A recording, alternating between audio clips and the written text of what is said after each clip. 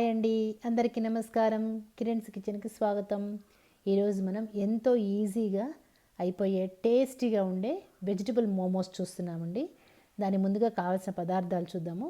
నేను మళ్ళీ వాటిని డిస్క్రిప్షన్ బాక్స్లో కూడా ఇస్తానండి, చూడండి.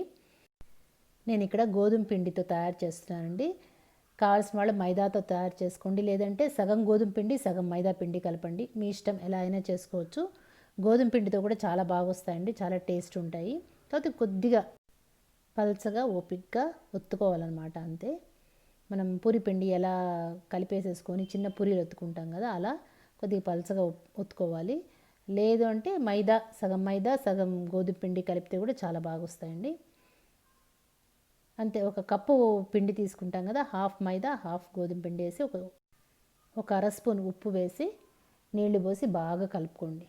బాగా ఒక 2 నిమిషాల పాటు బాగా కలిసేలా కలుపుకుంటే అలా ముద్దలాగా వస్తుందండి.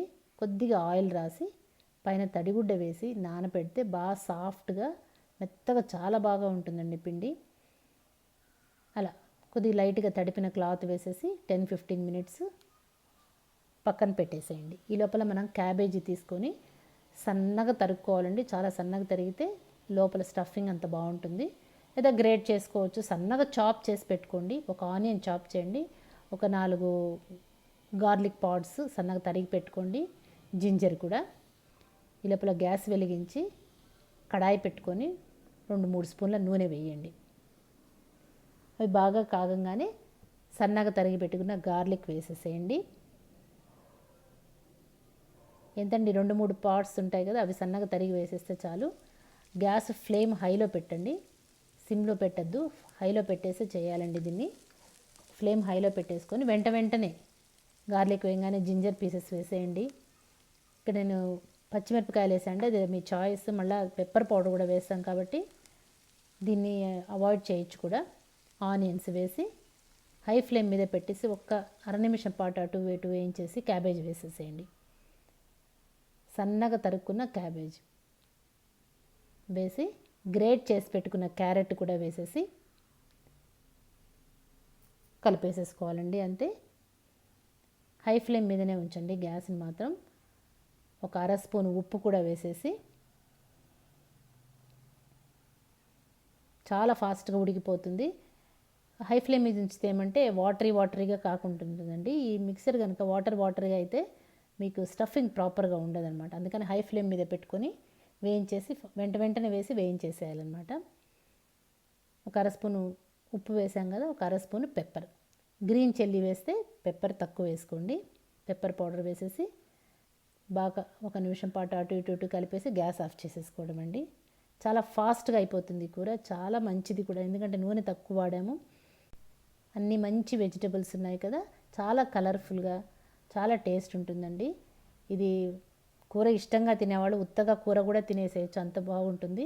మన చపాతీ పూరీల్లో అన్నిట్లోకి చాలా రుచి ఉంటుందండి ఇది. సరే, ఉడికిపోయింది కదా, దాన్ని గ్యాస్ ఆఫ్ చేసి చల్లారనివ్వండి.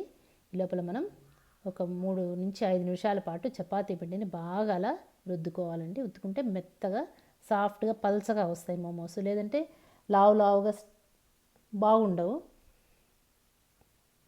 మందంగా కనిపిస్తాయి అన్నమాట. అందుకని చిన్న మన పూరీలంతా ముద్దలుగా తయారు చేసి పెట్టుకొని ఒత్తేసుకుందాం. కొద్దిగా మధ్యలో పల్చగా చుట్టూతా కొద్దిగా ఇదిగా వచ్చేలాగా లావుగా వచ్చేలాగా చేసుకుంటే పైనుంచి మనం స్టఫ్ తీసేస్తాం.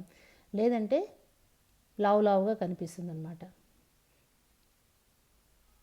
సరే, అలా పల్చగా ఒత్తేసేసి గోధుమ పిండితో చేసింది కాబట్టి కొద్దిగా మందంగా ఉంటుందండి, కానీ టేస్ట్ మాత్రం ఏమీ చేంజ్ ఉండదు. దీనికి చాలా రుచిగా ఉంటుంది. చూసి అలా పల్చగా చేసుకొని మధ్యలో కూర పెట్టేసుకొని మనం లాక్ చేసేసుకోవడమేనండి. ఎంతో ఈజీ కదా. అలా దీనిలో 2-3 రకాల లాకింగ్ సిస్టమ్ ఉంటుందండి, మీకు ఎలా వస్తే అలా చూడండి. నేను ఇది ముందు మధ్యలో కలిపేసేసి అటు ఇటు కలిసి మన చిన్న మూటలాగా తయారు చేస్తాం కదా, అలా తయారు చేసేసాను. చేసి ఎక్స్ట్రా వచ్చిన పిండిని తీసేయండి, లేదంటే అది గట్టిగా ఉడికిన తర్వాత టేస్ట్ బాగుండదండి. అలా చేసేసి ఎక్స్ట్రా పిండిని మాత్రం తీసేసుకోండి.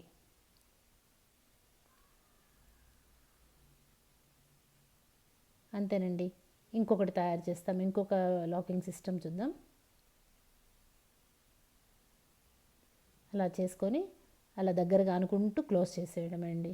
ఎలా అయినా ఓకే, మీకు ఎలా నచ్చితే, ఎలా ఈజీగా అనిపిస్తే అలా చేసుకోవచ్చు. చాలా ఈజీగా అయిపోతాయి. చాలా హెల్దీ డైట్, చాలా మంచిగా హెవీగా బాగా అనిపిస్తుంది. డిన్నర్కి కానీ ఈవినింగ్ స్నాక్స్ కానీ మంచి ఆప్షన్ అనమాట. కొత్తగా మన ఛానల్ ఎవరైనా చూస్తుంటే సబ్స్క్రైబ్ చేసుకోండి. పక్కనే ఉన్న బెల్ ఐకాన్ క్లిక్ చేస్తే నేను వీడియో పెట్టగానే మీకు నోటిఫికేషన్స్ వస్తాయండి. చూసారా అలా. పోనీ అంత బాగా రాలేదనుకుంటే ఇంకొక షేప్లో కూడా తయారు చేసుకోవచ్చండి. మనం కూర పెట్టేసి మనం కజ్జికాయలు చేసుకుంటాం కదా, అలాగా ఫోల్డ్ చేసేసుకొని, ఇది ఇంకా చాలా ఈజీ. సన్నగా చేసుకొని ఎక్స్ట్రా తీసేసేయాలండి.